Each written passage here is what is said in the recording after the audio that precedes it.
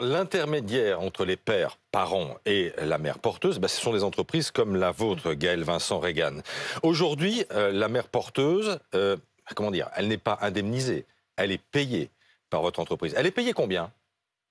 Alors, elle est compensée. Ici, ça s'appelle un remboursement des frais de dépenses quotidiennes. Donc, elle est généralement, elle reçoit pour une mère porteuse qui le fait pour la première fois, c'est environ 55 000 $. Et elle reçoit en plus des indemnisations pour les vêtements de maternité, pour les injections qu'elle reçoit, parce que pour faire des FIV, il faut faire des injections. Donc au total, environ 64 000 $. Mais pour les futurs parents, c'est qu'une partie du coût. Ça va beaucoup plus loin, en fait. Tout compris, c'est combien? Donc, évidemment, c'est juste la partie pour la mère porteuse. Ensuite, il faut penser à toute la partie de création des embryons, donc toute la partie IVF, toute la partie légale, la partie d'assurance santé, etc. Au total, c'est environ 200 000 $. 200 000 $. Donc, en fait, c'est une solution de riche, en fait. C'est pas une solution de riche, c'est aussi...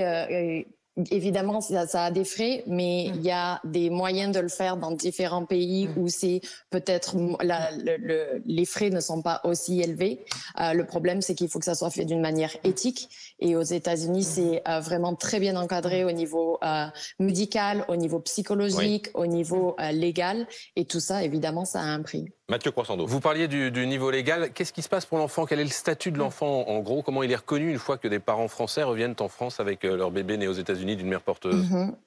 Donc en fait, le bébé, il est né aux États-Unis, donc il est américain. Et il y a toute une procédure en fait légale qui est faite pendant la grossesse pour reconnaître les parents français sur le certificat de naissance. Et ensuite, il rentre avec un certificat de naissance américain en fait en France. Et il y a toute une démarche de retranscription du certificat de naissance américain en France. Donc Mathieu, ils ont un statut légal en France, ces enfants, ou pas aujourd'hui? Ils sont reconnus au terme d'une longue procédure, de fait. Mais vous avez beaucoup de Français, Gaëlle? Parce que c'est illégal en France. Énormément. Énormément de Français. On aide beaucoup de parents français et un peu partout en Europe, mais principalement en France et en Espagne, oui.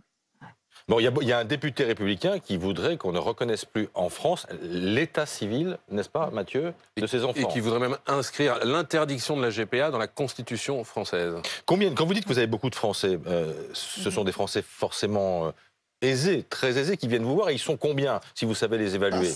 Pas forcément. On aide des parents. C'est le projet d'une vie, vous savez. Quand on veut être parent, c'est des années et des années pour les couples hétérosexuels. Des fois, c'est des années de traitement, d'échecs, etc.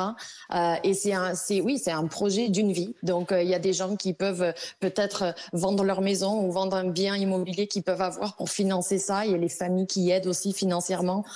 Ils essayent par tous les moyens. Après, évidemment, il y a des familles aisées qui peuvent qui peuvent se le permettre, mais on aide aussi des couples, qui font des sacrifices que leur souhait d'enfant il est plus grand que tout. Lorraine. On a une image de la GPA qui concerne surtout les parents homosexuels.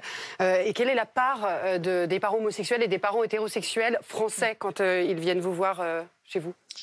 Nous, on aide beaucoup de parents homosexuels, beaucoup de parents célibataires aussi, on aide énormément de parents hétérosexuels depuis la fermeture de l'Ukraine, parce que l'Ukraine, il y avait beaucoup de parents hétérosexuels qui pouvaient aller là-bas faire des processus là-bas et devenir parents grâce à l'Ukraine, et en fait c'est plus possible.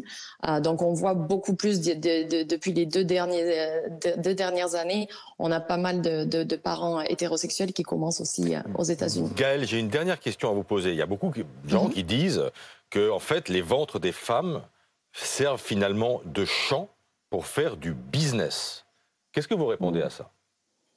Si seulement ils pouvaient venir et voir les histoires que moi je vois au quotidien, tous les jours, des femmes qui, évidemment, reçoivent une compensation, et pour ce qu'elles font, c'est tout à fait normal qu'elles reçoivent une indemnisation. Mais les histoires magnifiques qu'on voit, parce que quand c'est bien fait, la GPA, c'est vraiment des histoires incroyables entre les mères porteuses, et c'est des familles finalement qui se créent, des familles un peu à distance, parce que la famille fait partie de la mère porteuse, et les parents font partie de la vie de la mère porteuse et de sa famille à elle, en fait. Ils deviennent... et quand on est au milieu de tout et qu'on le voit tous les jours, c'est vrai que j'aimerais avoir des conversations plus longues. Mais oui, je sais. Pour vraiment expliquer aux gens qui ne comprennent pas, parce que finalement, il y a beaucoup de choses qui ne sont pas dites ou mal expliquées. Oui. Mais il est tard, Gaël. Oui, il est temps d'aller vous coucher. Marc, un dernier mot? Oui, des amis l'ont fait autour de moi et il faut savoir que ces mères porteuses, elles ont déjà eu un enfant. Donc elles sont vraiment dans l'idée également d'apporter ce cadeau, ce don de la vie à des parents. Voilà.